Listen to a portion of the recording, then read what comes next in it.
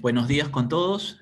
Vamos a dar inicio a nuestro webinar del día jueves 10 de junio. Mi nombre es Ricardo Lazarte, gerente del área de Taxan Legal de RCM Perú, y agradecerle su participación a todos aquellos que nos han seguido en los webinars anteriores. Muchísimas gracias por su audiencia, y a quienes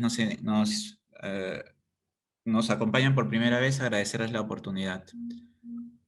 Vamos a hablar primero de nuestra firma, RCM Perú. RCM, parte del grupo de RCM, tenemos más de 800 oficinas a nivel mundial, con más de 50 años de experiencia. Estamos sextos en el ranking mundial de servicios de auditoría Tax y Consulting. Tenemos presencia en más de 120 países alrededor del mundo y conforman nuestro talento más de 43.000 colaboradores a nivel mundial. Como indicamos en la publicidad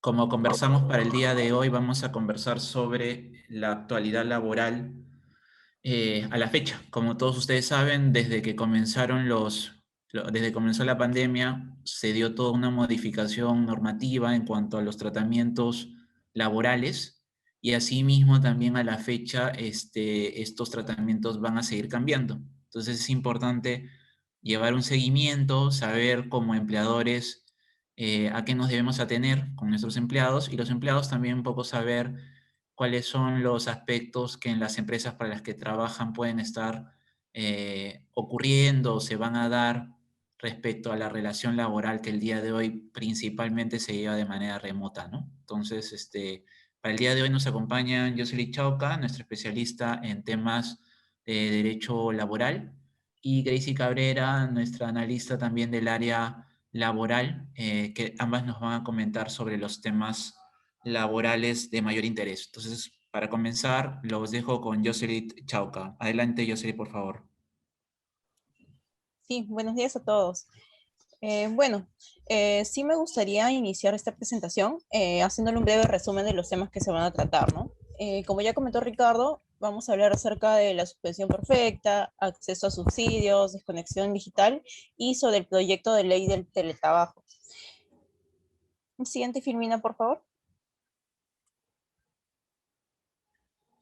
Gracias.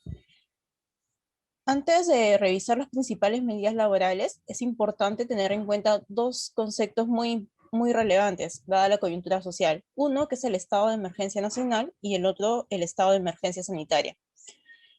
Iniciamos con el estado de emergencia nacional.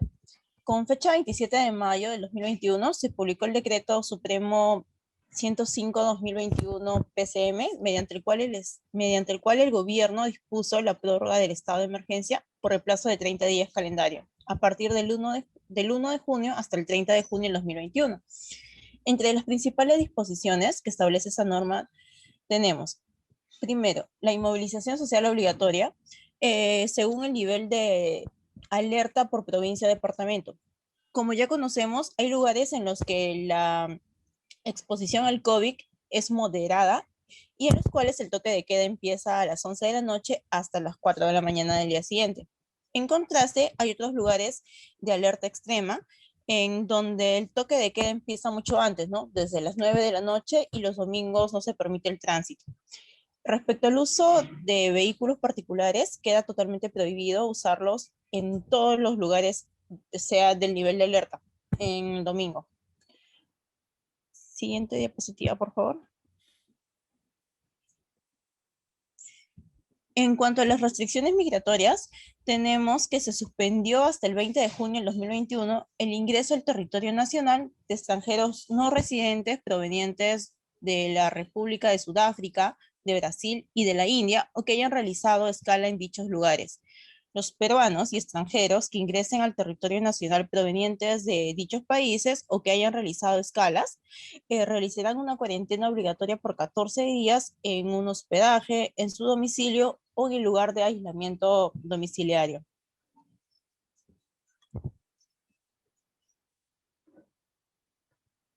También se han regulado medidas específicas para el domingo 20 de junio, Día del Padre. Durante todo el domingo a nivel nacional se dispone la inmovilización social obligatoria para todas las personas en sus domicilios, estando prohibido el uso de vehículos particulares, pudiendo solo trasladarse a pie o a bicicleta, para la adquisición de productos de primera necesidad, sean medicinas, recojo de alimentos en restaurantes, etc. En cuanto a las restricciones focalizadas, solamente se permite el uso de la playa, por así decirlo, en zonas de descanso de mar y arena solamente hasta el 20 de junio, ¿no? En determinados departamentos y provincias. Siguiente filmina, por favor.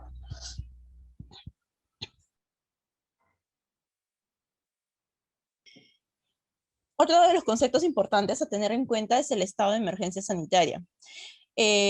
¿Por qué consideramos que esto es relevante? Porque este término tiene estrecha relación con la vigencia de las medidas laborales adoptadas por el gobierno en el contexto de la pandemia.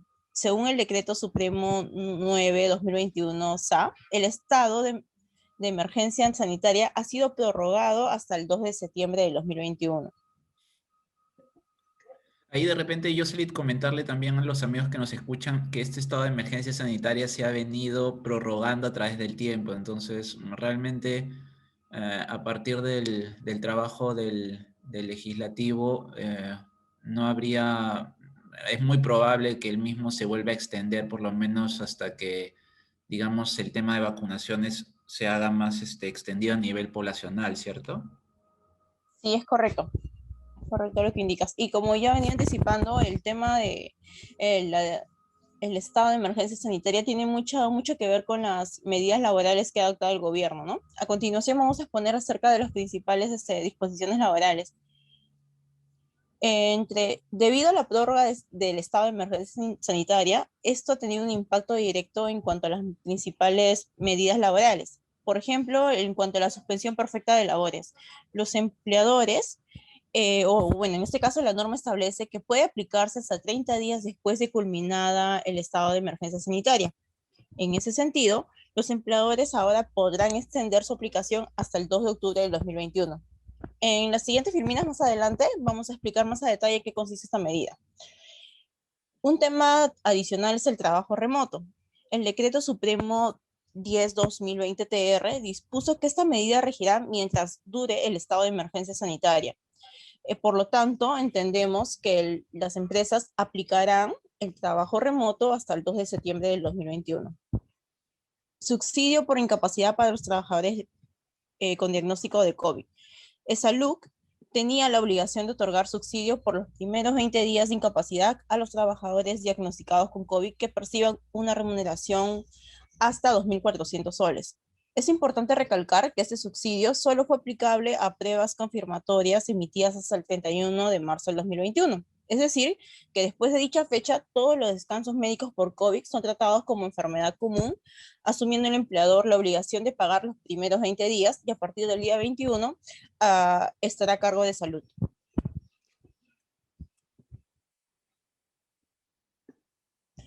Respecto a la CTS, tenemos que durante la vigencia del estado de emergencia sanitaria, es decir, hasta el 2 de septiembre del 2020, los trabajadores podrán disponer libremente de los fondos del monto intangible de la CTS hasta por la suma de 2.400 soles. De forma adicional, el pasado viernes 23 de abril, el gobierno promulgó la ley 31.17.1, que permite a los trabajadores retirar hasta el 100% de su CTS ante posibles contingencias que podría generar la pandemia del coronavirus.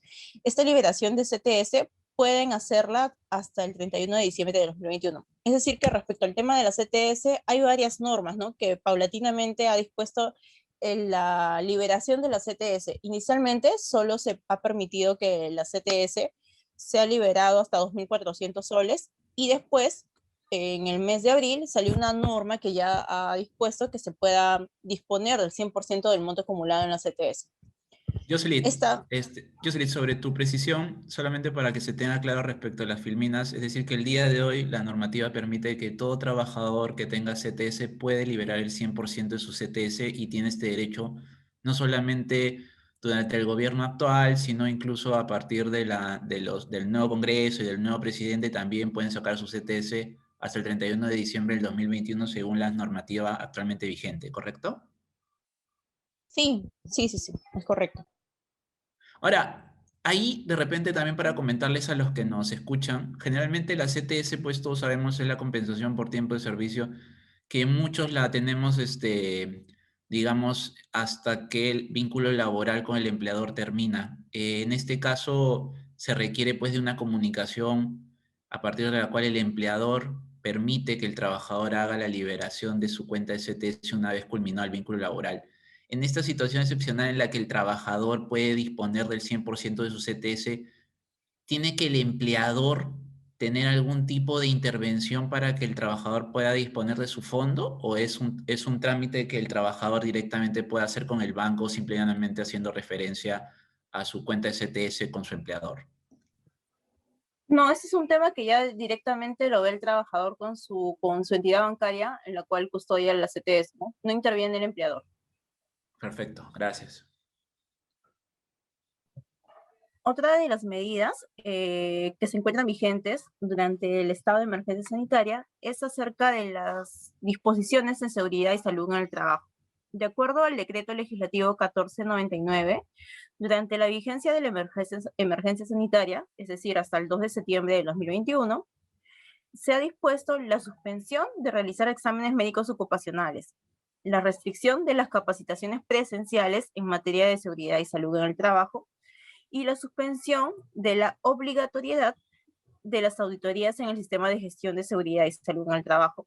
Y por último, la prórroga automática del mandato vigente de los representantes de los trabajadores ante el comité o supervisor de seguridad y salud en el trabajo. Respecto a la modificación de turnos, anterior, por favor, gracias. Respecto a la modificación de turnos de trabajo, la norma señala que el empleador sigue teniendo la facultad de modificar y establecer de forma escalonada los turnos de trabajo sin menoscabo del derecho al descanso semanal. En cuanto a las facilidades laborales para la atención de familiares directos por COVID o que son del grupo de riesgo, la normativa ha establecido que los empleadores deben otorgar facilidades laborales a sus trabajadores que tengan a su cargo familiares con diagnóstico de COVID o que se encuentren dentro del grupo de riesgo de contagio. Entre las principales facilidades contempladas tenemos el otorgamiento de licencias con goce de haber sujetas a compensación, la reducción de la jornada o permisos de índole laboral. En cuanto al comité o supervisor de seguridad y salud en el trabajo, ya lo explicamos antes, se ha prorrogado el mandato de esas personas de forma automática mientras esté vigente el estado de emergencia sanitaria. Y acerca de las capacitaciones en materia de seguridad y salud en el trabajo, estas se tienen que realizar de forma virtual.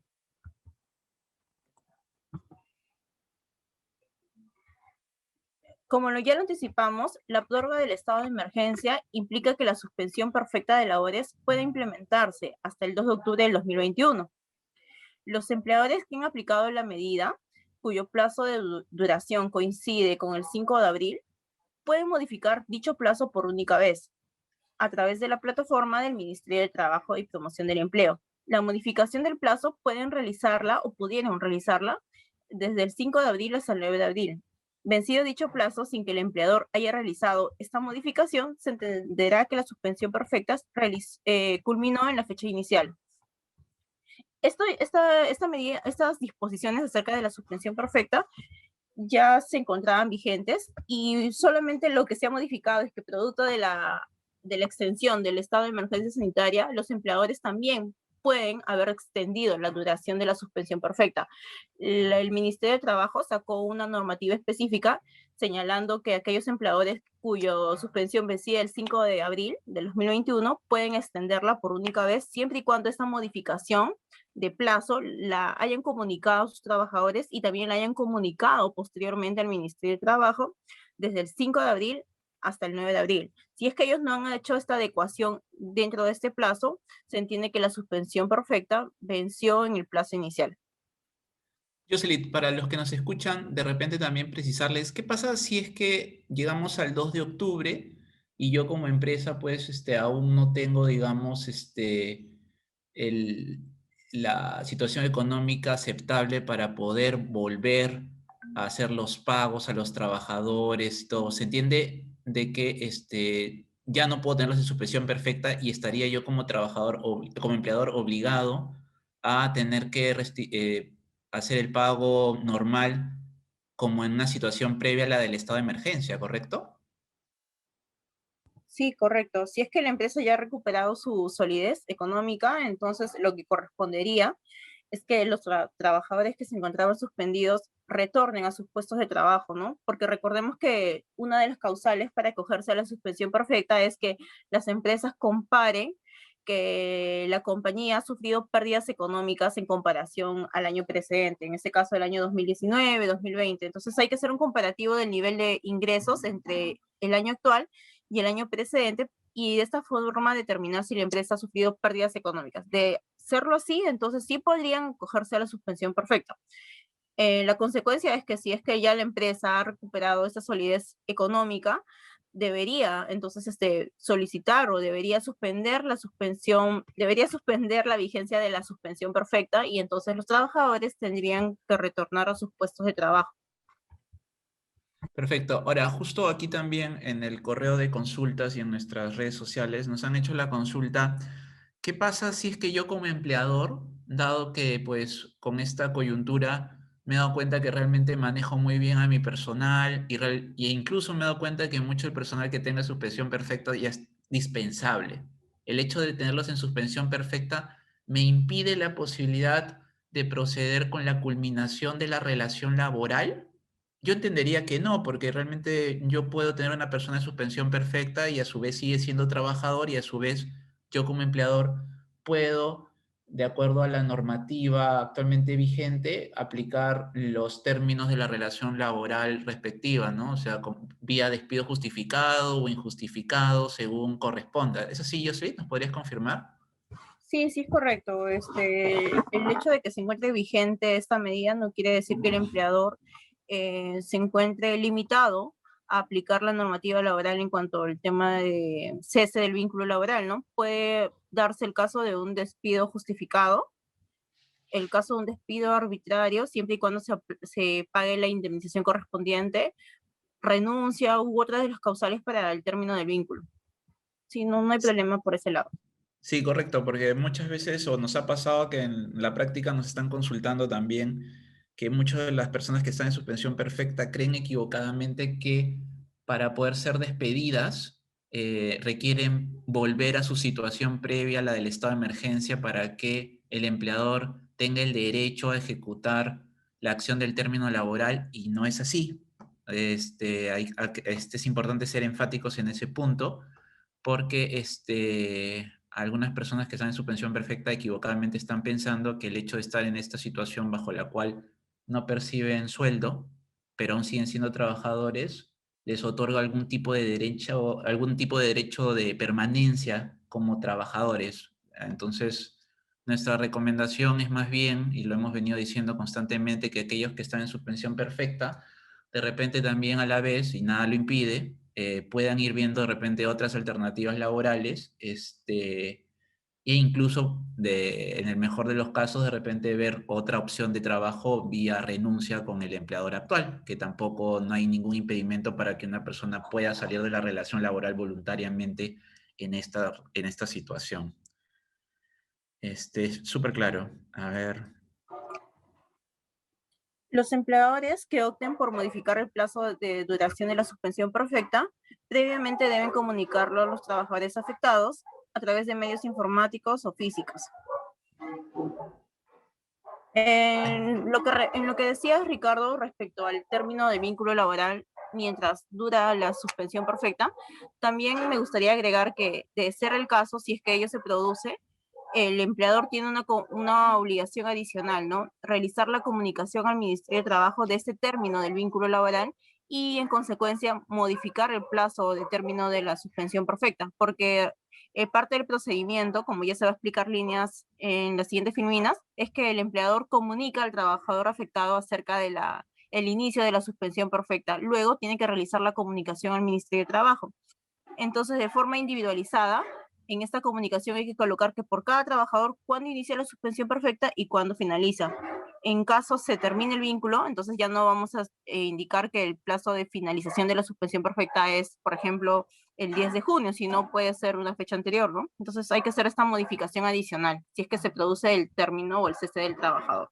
Excelente precisión, Jocelyn. Justamente sobre el tema de la individualización en la suspensión perfecta de labores, hemos tenido una consulta a través de nuestras redes en la que se nos indica que si la empresa ya se encuentra económicamente mejor y comienza a restablecer a trabajadores, ¿es válido o no que la suspensión perfecta de labores siga para otros trabajadores? Y ahí yo me apuro a precisarles que esto me recuerdo, tú lo conversaste en alguna de nuestras conversaciones en meses pasados y que a los que nos están escuchando lo pueden también ver en nuestro canal de YouTube donde están todas nuestras presentaciones como esta también colgadas, es que las suspensiones perfectas de labores son individualizadas. Es decir, no quiere decir de que a todos se les suspenda y una vez que a uno se reinserte, a todos se les vuelve a sacar de de la situación de suspensión perfecta. No, o sea, como bien indica Jocelyn, la suspensión perfecta tiene que estar justificada por una situación económica, que eso es lo que inicialmente el empleador tiene que tener en cuenta y que también tiene que tener en cuenta cada vez que vaya haciendo retornar a los trabajadores y queden otros en suspensión perfecta, que puede darse el caso y si pero no quiere decir de que tenga que haber un movimiento masivo general en cuanto a la suspensión y al retorno del personal. Esto incluso puede ser paulatino, puedes tener trabajadores que ya están reinsertados, puedes seguir teniendo trabajadores que están en suspensión, porque es un tema individualizado. ¿Tú crees que ahí nos podrías hacer un comentario adicional, Yoseri, para poderlo precisar los que nos escuchan, por favor? Respecto a que la suspensión perfecta de un trabajador no necesariamente tiene que tener el mismo plazo de duración de los demás. Correcto. Sí, cada trabajador y cada suspensión tiene un plazo particular, ¿no? Como tú indicabas, el hecho de que un trabajador sea suspendido hasta una determinada fecha no necesariamente quiere decir que esta misma suerte van a tener los mismos u otros trabajadores de la empresa. El plazo de duración mucho depende del puesto del trabajo de la persona y de las funciones que desempeñaba. De repente esta otra persona tiene funciones que son requeridas de momento, entonces en este caso se puede dejar sin efecto la suspensión perfecta y ese trabajador va a retornar, mientras que las demás personas siguen curso la suspensión perfecta. Son plazos totalmente independientes por cada trabajador. Lo que sí a los empleadores que nos están escuchando les comentamos que, como bien precisó Jocelyn, las extensiones a los plazos establecidos de suspensión perfecta son mínimos. Entonces, el empleador tiene que ser muy reflexivo sobre el personal que decide sacar de la suspensión perfecta, porque muy probablemente ya no lo puedas hacer volver a la suspensión. Entonces, una vez que le levantas la suspensión perfecta, como empleador ya te ves obligado a partir de ese momento en adelante pagarle toda la contraprestación salarial respectiva, como antes de la situación sanitaria. Entonces, mucho cuidado con los empleadores al momento de evaluar el retorno de los trabajadores, porque no se debe hacer una evaluación en el corto plazo, sino realmente se debe atender primero al flujo en largo plazo que va a tener la empresa de ingresos y a partir de ahí ponderar a qué trabajadores se puede ir haciendo ingresar teniendo en cuenta de que ya no se les va a poder volver a suspender de forma perfecta y se le va a tener que pagar constantemente, ¿no? Mucho cuidado con eso.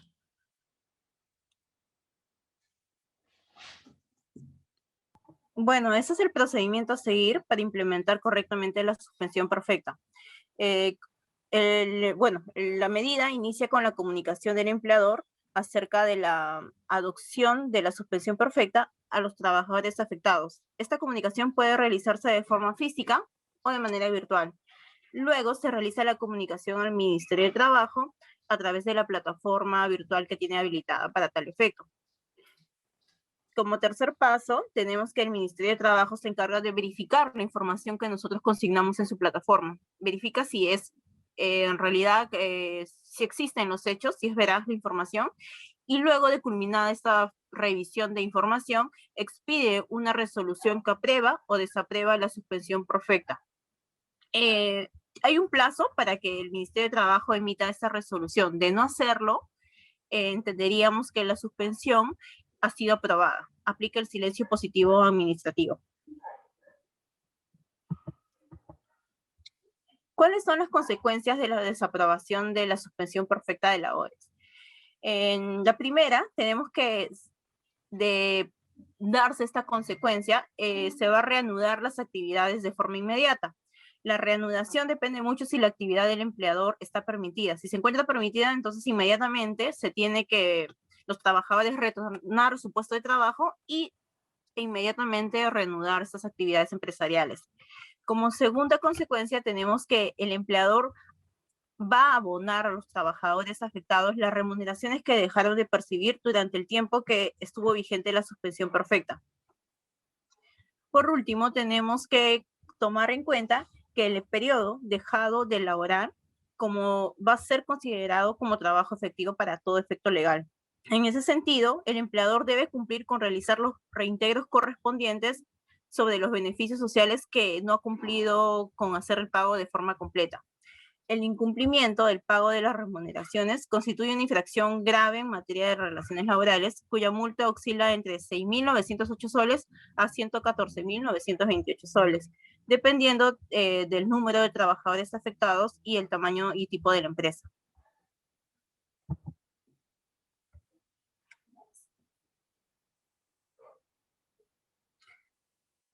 Como punto aparte, tenemos que producto de la crisis económica que trajo consigo la pandemia, el Estado viene otorgando subsidios a las empresas. Uno de los subsidios es el subsidio Recuperemos el Empleo Formal, con el fin de promover la recuperación del empleo formal, incentivar la contratación laboral y preservar los puestos de trabajo en el sector privado. Siguiente, por favor. El Estado, a través de Salud, paga subsidios de hasta el 55% de las remuneraciones menores a 2.400 soles pagados a trabajadores en los meses de noviembre de 2020 a abril de 2021.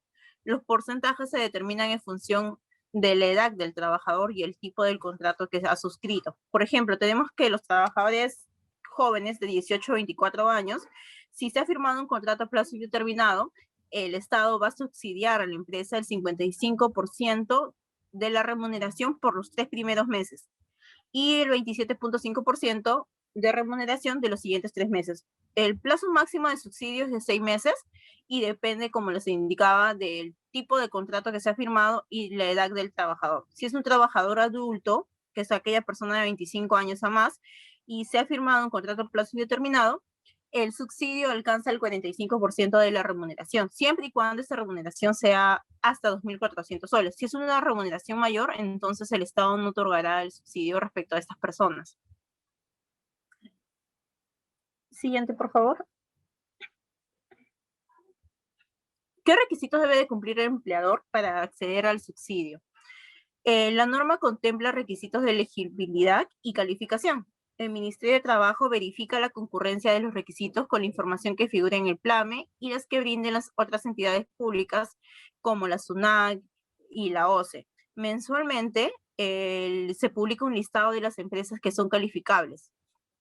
Asimismo, el empleador debe cumplir con 2 condiciones indispensables, como son no ser inversionista ni concesionario en contratos de asociación público-privada y no tener trámite ante el Ministerio de Trabajo sobre la terminación colectiva de contratos.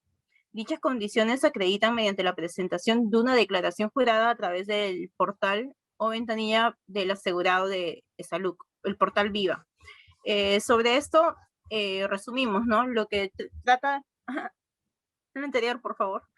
Resumiéndolo hasta aquí comentado respecto al subsidio, uno de los requisitos que señala la norma para ser elegibles, para acceder al subsidio, es que la empresa haya tenido pérdidas económicas, que se encuentra al día con el pago del PLAME y de los tributos correspondientes, no tener procesos judiciales por corrupción o lavado de activos, y no tener también contratos vigentes con el Estado. Si la empresa cumple estas condiciones, Adicionalmente, les exigen que también la empresa no sea inversionista ni concesionaria en contratos de asociación público-privada y no tenga, es importante señalar, que no tenga trámites pendientes ante el Ministerio de Trabajo por la terminación colectiva de contratos.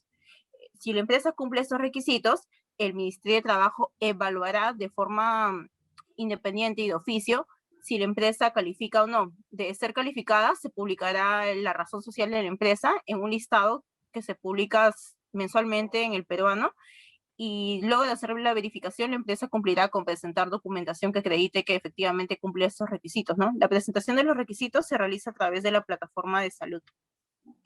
Así que le recomendamos mensualmente revisar si es que su empresa ha sido elegida, ¿no? Y hacer la revisión a través del peruano.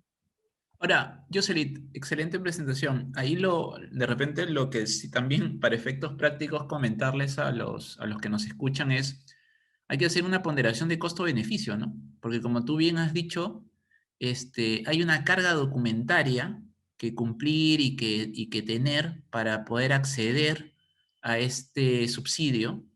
Y de acuerdo a los tipos de trabajadores o a los tipos de contratos que se tengan, habría que ver si realmente la medida con los importes que presenta resulta o no eficiente, valioso para la carga en tiempo y digamos, documentación que se tiene que tener para poder acceder, porque como tú bien has indicado, no es que el tema sea inmediato, sino que también tiene que haber un procedimiento de cobranza, perdón, de sustentación y de tiempo que se tiene que realizar. Recuerdo que en la práctica hemos tenido diversos clientes que han hecho primero una ponderación de costo-beneficio y de acuerdo a ello han visto si es que les interesa o no realmente entrar dentro de este proceso de subsidio. ¿Cómo lo ves tú en la práctica? Sí, hay que hacer la evaluación de la conveniencia de recibir el subsidio, ¿no? Porque si bien la empresa puede estar calificada y su razón social puede estar dentro del listado que publica el Ministerio de Trabajo, sin embargo, tenemos que tener en cuenta que el Ministerio también realiza la fiscalización posterior acerca de si efectivamente en los hechos se cumplen los requisitos que ya se han acreditado con documentos. Entonces, hay que ver, porque recordemos que la finalidad de este beneficio es preservar los puestos de trabajo y también que aquellos trabajadores que se encuentran suspendidos retornen a sus puestos de trabajo. Entonces, si tiene esta finalidad y la empresa cobra este subsidio, es posible que en una fiscalización el ministerio trate de verificar que aquellos trabajadores que se encontraban suspendidos hayan vuelto efectivamente a sus puestos. Entonces, hay que evaluar la conveniencia antes de cobrar este subsidio. Sí, y realmente si es que están, y como se ha podido apreciar de lo que nos has comentado, la empresa tiene que reportar pérdidas económicas. Ojo que eso no quiere decir de que presenta pérdidas tributarias, porque todos los que vemos el tema de las empresas sabemos de que el tema económico no necesariamente tiene que ver con el hecho de haber o seguir a la fecha, digamos, trayendo pérdidas tributarias de periodos anteriores. Eso es muy independiente. El tema es pérdidas económicas. Y segundo, que en el tema de planes se tiene que tener, pues, planes prácticamente sin, digamos, sin rectificatorias, muy parecida a la situación del subsidio por maternidad, que también es una situación que a la fecha es increíble, pero para que todos también lo tengamos claro, incluso por haber hecho alguna suerte rectificatoria en los planes previos, que no tienen de repente que ver con el periodo en sí en el cual se ha generado la situación de la solicitud de subsidio, salud y las autoridades competentes lo consideran como un criterio para denegar los subsidios. Entonces, debemos de repente tener mucho cuidado en atención a primero ver los requisitos, hacer la evaluación de costo-beneficio y sobre esa situación procurar que en la ejecución de las declaraciones, pagos de impuestos y todos los aspectos adicionales, cumplirlos prácticamente a la perfección, porque pues bueno, por un tema de la normativa actual, realmente los requisitos son varios, son diversos, entonces hay que tener bastante precisión para poder cumplir con los requisitos. Mm. Adelante, Yoserit. Gracias. En cuanto a la desconexión digital, debemos primero definir qué es lo que se entiende por desconexión digital, ¿no? La norma señala que es el derecho de los trabajadores a desconectarse de los medios informáticos, de telecomunicaciones y análogos que son utilizados para la prestación de servicios. Durante el tiempo de desconexión, los empleadores no podrán exigir a los trabajadores realizar ninguna tarea, responder comunicaciones o establecer coordinaciones de carácter laboral, salvo que se acuerde la realización del trabajo en sobretiempo. Siguiente, por favor. ¿Qué se considera tiempo de desconexión digital? El tiempo comprendido desde el término de una jornada diaria de trabajo hasta el día siguiente, los días de descanso semanal, pueden ser los sábados y domingos, los días feriados, los días de vacaciones, de licencias y demás periodos de suspensión del trabajo. Durante este tiempo, sean los días, los fines de semana, por ejemplo, los días feriados y vacaciones, y durante el tiempo que termina mi jornada de trabajo, si mi jornada diaria termina a las 6 de la tarde de cada día, entonces a partir desde las 6 de la tarde hasta el día siguiente, que inicia mi nueva jornada, no debería recibir comunicaciones de índole laboral o atender correos de carácter de trabajo, ¿no? ¿Qué debe tener en cuenta el empleador para la asignación de tareas y remisión de comunicaciones al trabajador? El derecho a la desconexión digital no excluye el uso de medios informáticos, de telecomunicaciones o análogos por parte del empleador para la asignación de tareas o el envío de comunicaciones. Permite que el trabajador no esté obligado a conectarse a dichos medios ni atender tareas o comunicaciones fuera de su jornada. Eso quiere decir que el empleador, durante ese tiempo que el trabajador debe estar descansando, desconectado digitalmente, el empleador sí puede enviar comunicaciones, pero el trabajador no se encuentra obligado a contestarlos. O sea, que sí se pueden asignar tareas durante ese tiempo. O sea, que si reciben un correo a las 11 de la noche, es posible porque el empleador puede asignar tareas durante ese tiempo. El tema es que el trabajador no se encuentra obligado a contestarlos fuera de su jornada de trabajo, ¿no? Ya los contestaría dentro de su jornada habitual, que es de 8 de la mañana a 6 de la tarde, dependiendo de cada caso. Siguiente, por favor. Los trabajadores que se encuentran excluidos de la jornada máxima. ¿Quiénes son los trabajadores que se encuentran excluidos de la jornada máxima? Son aquellos trabajadores de dirección o de confianza que no están sujetos a una fiscalización inmediata y que prestan servicios de forma intermitente. Ellos también tienen derecho a desconectarse digitalmente y el tiempo de desconexión debe ser mínimo de 12 horas continuas en un periodo de 24 horas. Recordemos que hay personas que por el tipo de actividades y funciones y relevancia de sus actividades no están sujetas a una jornada o a un horario de trabajo, como son el personal de dirección y de confianza. Estas personas, si bien no tienen un tiempo establecido de trabajo y por tanto no se le paga por horas extras en principio, sí se encuentran protegidos por la norma y señala que el tiempo de desconexión como mínimo es de 12 horas en un plazo de 24.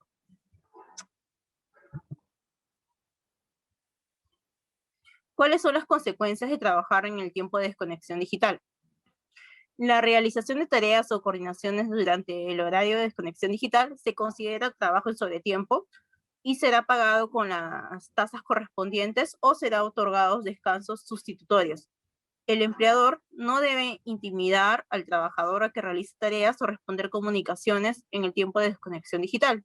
El incumplimiento se considera una falta o una infracción grave en materia de relaciones laborales.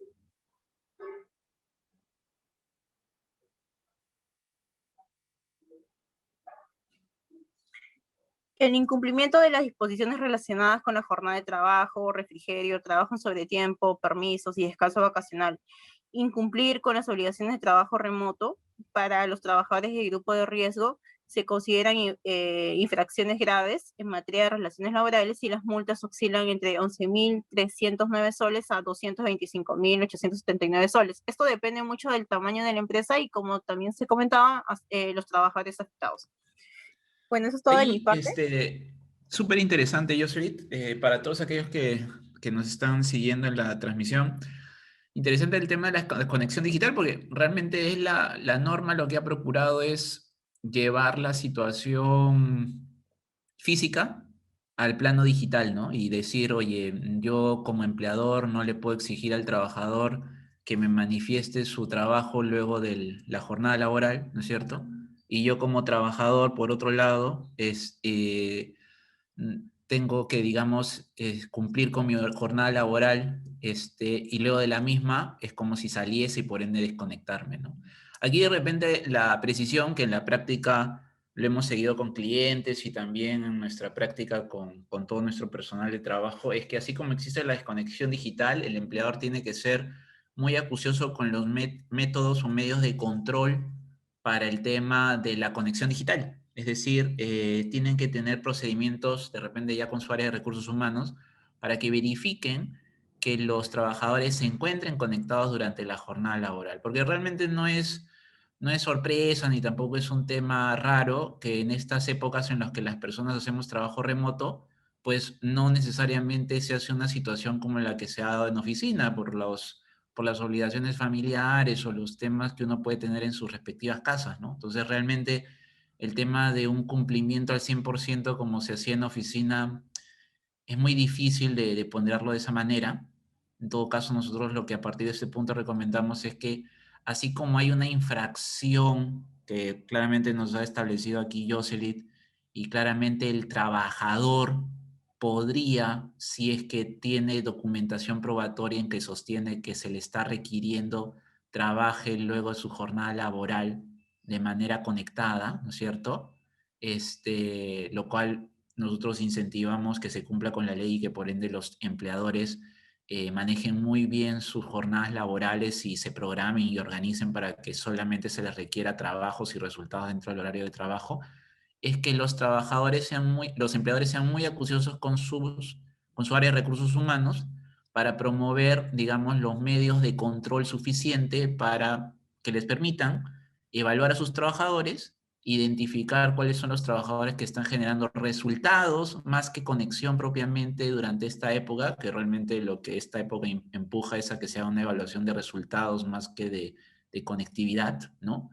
Y sobre esa brecha también estimar cuáles son los trabajadores que rentabilizan y que no, ¿no? Porque como ustedes pueden ver, la normativa laboral en muchos planos genera espacios que de alguna forma pueden ser mal interpretados por los trabajadores. Y entonces hay que tener mucho cuidado en que de repente un trabajador que está conectado pero que no rentabiliza, no genera y que de repente se le pide de repente algún tema circunstancial fuera del horario, podría decir, oye, realmente me está incumpliendo con el derecho a la desconexión digital que tengo, ¿no? Entonces, mucho cuidado a los empleadores en ese sentido, planifiquen muy bien la forma en que trabajan con su capital humano, ¿no es cierto?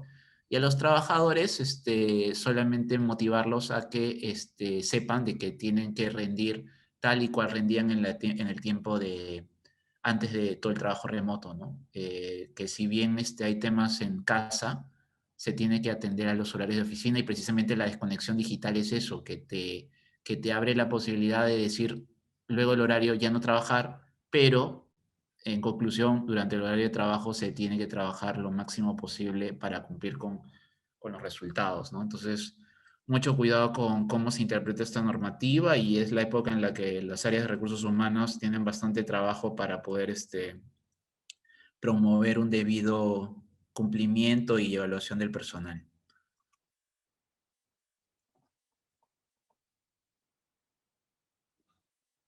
Yo sería de adelante, por favor, con lo que es nueva ley de teletrabajo, por favor.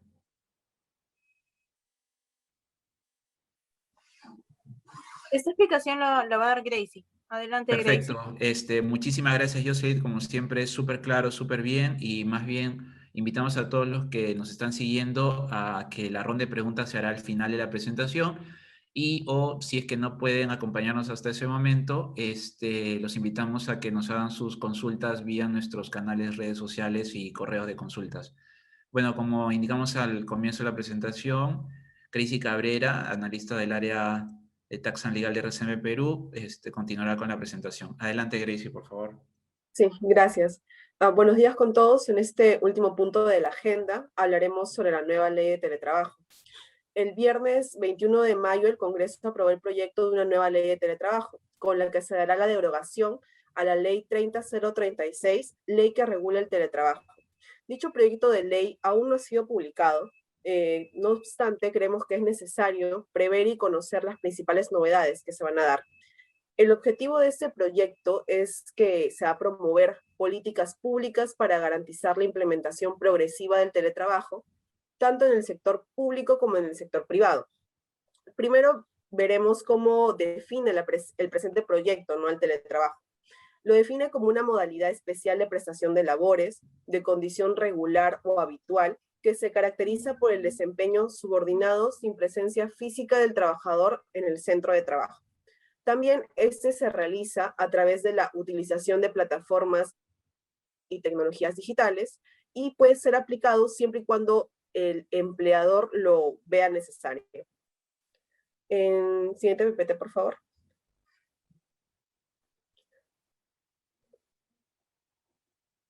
Bueno, creo que ahí no hay otra anterior a esto. Disculpa. Ok, bueno, también aquí sobre este punto hay que mencionar de que el teletrabajo puede aplicarse de diferentes modalidades, ¿no? Puede ser de forma temporal o permanente, puede ser de manera total o parcial, puede ser dentro del territorio nacional o fuera de este, o también en el lugar donde acuerden las partes, siempre que se cuente con las condiciones digitales y de comunicaciones necesarias. La anterior PPT, por favor. Sí, sobre este punto también tenemos que recordar las diferencias con el trabajo remoto. Algo particular de este proyecto de ley de teletrabajo es que antes una de las diferencias era que el trabajo remoto se podía dar por disposición unilateral, ¿no?, del empleador, pero en este caso, en el teletrabajo antes, tenía que ser por consenso, pero con esta modificación en este proyecto de ley, también puede ser sin consenso, ¿no? El empleador de manera unilateral también puede dar la opción de cambiar esta modalidad de presencial a teletrabajo. Y sobre las diferencias que se encontrarían vigentes en caso de publicarse, ¿no?, este proyecto de ley, sería que en el trabajo remoto los servicios deben ser prestados obligatoriamente desde el domicilio del trabajador o su lugar de aislamiento domiciliario. En cambio, en el teletrabajo puede ser prestado desde cualquier lugar. En el trabajo remoto no solo comprende la exigencia de la prestación de servicios a través de medios digitales, sino también puede ser prestado por cualquier otro medio. En cambio, en el teletrabajo, específicamente es la utilización de estos medios informáticos o de telecomunicaciones y análogos. La siguiente, por favor. Ya hablamos sobre las modalidades. Sí. Por otro lado, es importante que los empleadores conozcan los derechos y deberes de los teletrabajadores. Por el momento, ya que aún no se ha emitido, no se ha publicado o se ha regulado o ha especificado un reglamento el mayor detalle respecto a estos derechos, hemos considerado los que se encuentran descritos en el presente proyecto de ley. El teletrabajador en este caso tendrá los mismos derechos y obligaciones que los establecidos para los trabajadores que prestan servicios bajo la modalidad convencional, dependiendo del régimen laboral al que pertenezca, ¿no?, cada teletrabajador, sea público o privado. También estará obligado a cumplir con la normativa vigente sobre la seguridad de la información, protección y confidencialidad de los datos. Es responsable del correcto uso y conservación de los bienes y o servicios que proporciona el empleador, y también tiene derecho a la desconexión digital. Podrá solicitar al empleador el cambio de la modalidad de la prestación de labores. Sí, podrá solicitar, en la siguiente PPT, podrá solicitar la modalidad del cambio de la prestación de labores y dicha solicitud se encuentra sujeta a evaluación del empleador. En caso el teletrabajador necesite concurrir al centro de trabajo, tiene que coordinar previamente con su jefe inmediato o con el personal de la Oficina de Recursos Humanos o la que haga sus veces, el cual debe brindar las facilidades de acceso a las instalaciones. Siguiente PPT, por favor. Algo muy importante también a ver en esta nueva ley de teletrabajo es la jornada laboral y los mecanismos de registro. El tiempo de la jornada laboral aplicable al teletrabajador es el mismo aplicable al trabajador que labora de manera presencial en el sector público o privado. es decir, máximo 48 horas semanales. También se aplican las mismas exclusiones que se encuentran previstas en las normas que regulan la jornada de trabajo en el sector público-privado. Respecto a estas exclusiones, nos referimos a los trabajadores de dirección, confianza, a los trabajadores que no tienen supervisión inmediata o que realizan labores de manera intermitente, que no se encuentran obligados, ¿no?, a cumplir con este horario máximo. También las partes en el sector privado, las horas extras que elabore el teletrabajador durante los fines de semana o feriados deben de ser reconocidas por el empleador. También en el sector privado debe asumir el costo en caso se opte por implementar un mecanismo de registro adecuado, ¿no?, para cada teletrabajador. Y también las partes pueden pactar que la jornada se distribuya libremente en los horarios que mejor se adapten a las necesidades, ¿no?, de cada teletrabajador. Siguiente, PPT, por favor.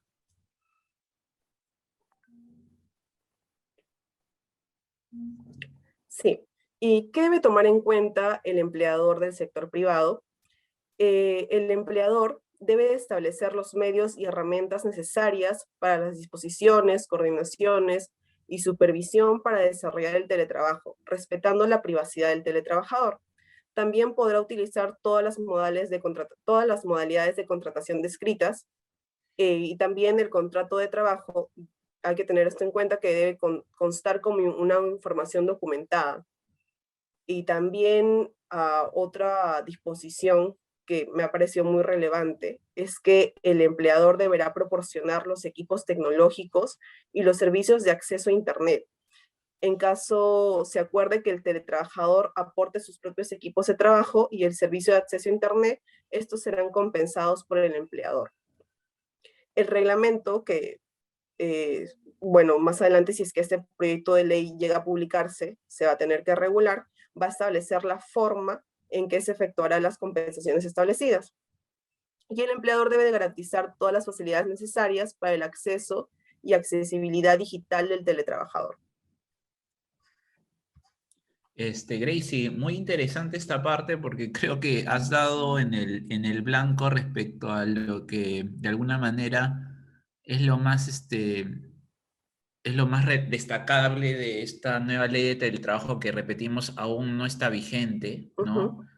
Es el tema que está incentivando que entre el empleador y el trabajador haya una conversación sobre el uso de los recursos, principalmente el tema del servicio de acceso a Internet, que pues todos sabemos en esta época de teletrabajo, el trabajador utiliza su Internet particular que paga Claro. como parte de su servicio privado para el uso, para la realización de su desempeño laboral, ¿no? Entonces, es la primera vez que de alguna manera se establece, ¿no?, que ahora ya hay un deber de por medio en que haya una coordinación entre el trabajador y el empleador, porque antes había como que una suerte de posibilidad no obligatoria que entre empleador y trabajador pudiese haber un acuerdo respecto al tema de los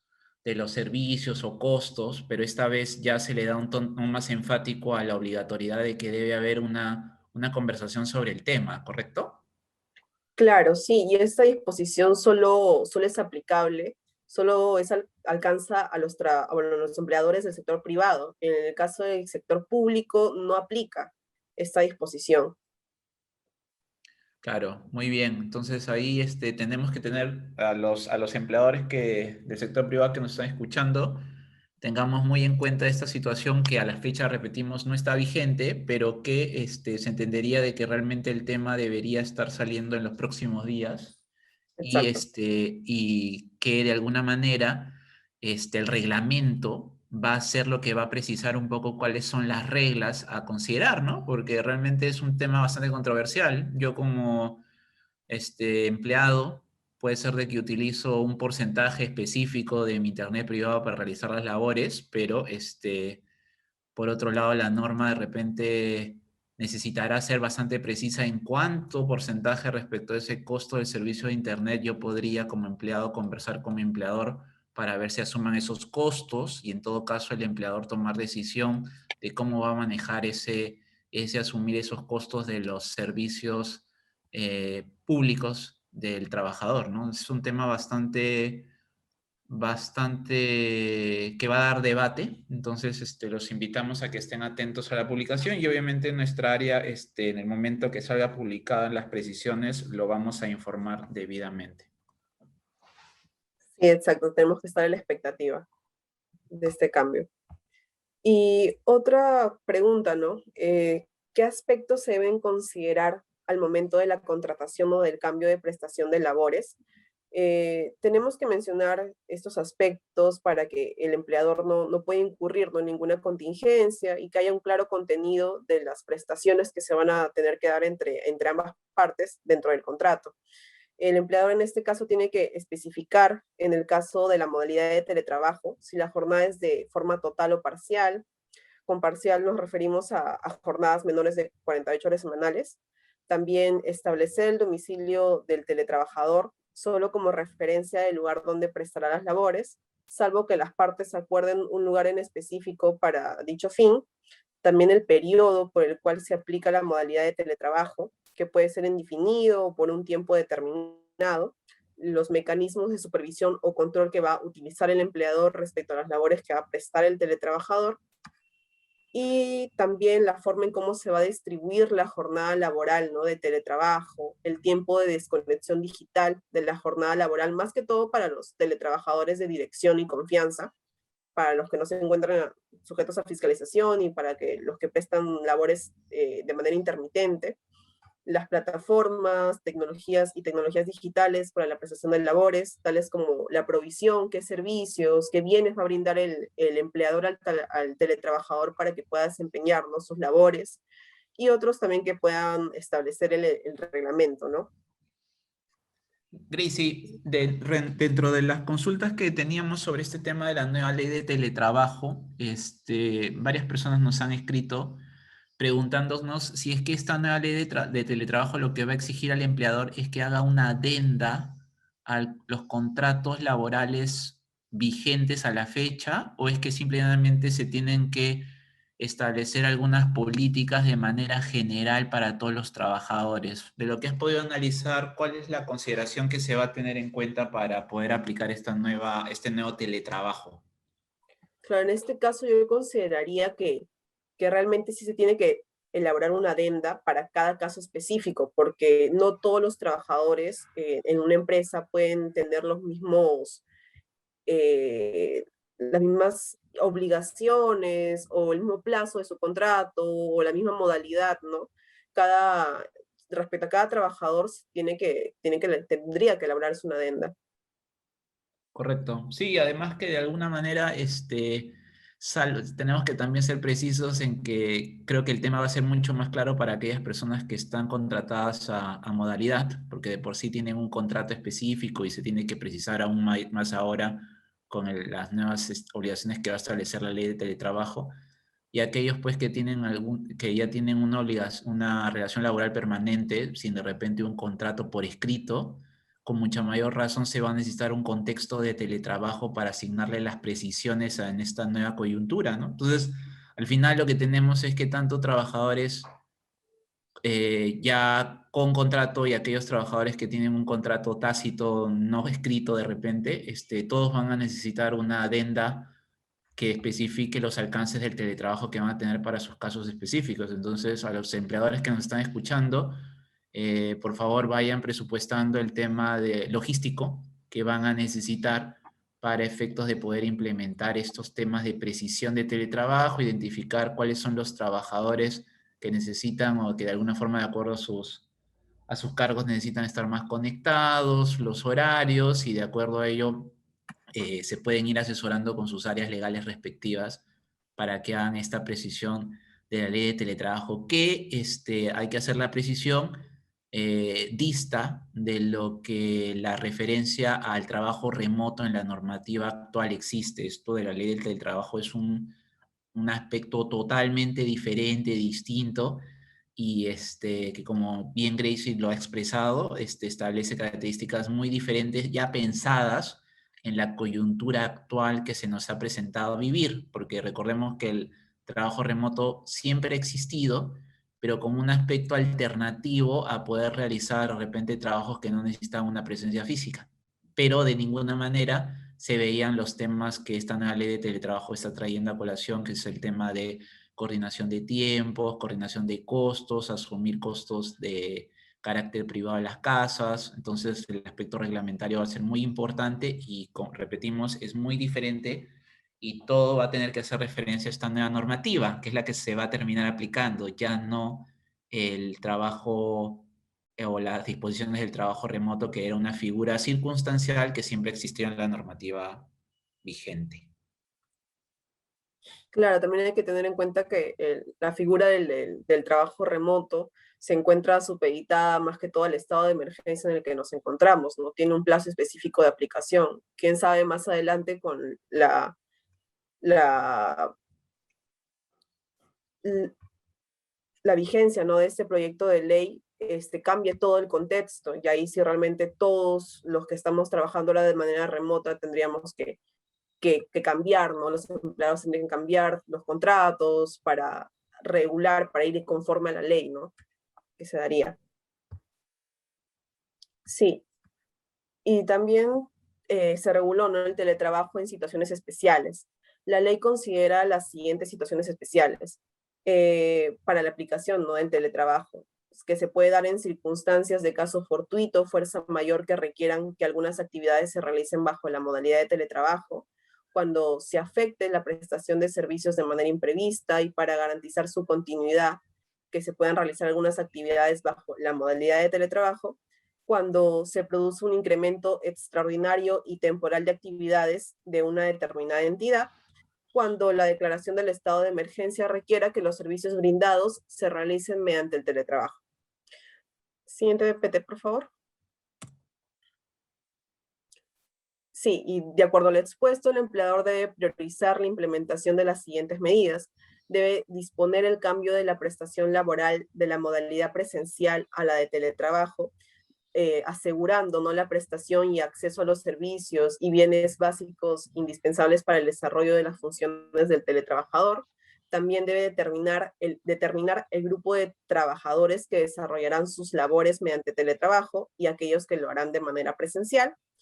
Y por último, tratándose de servicios y actividades económicas esenciales o estratégicas, tiene que adoptar las medidas adicionales de salud y seguridad en el trabajo a favor del personal.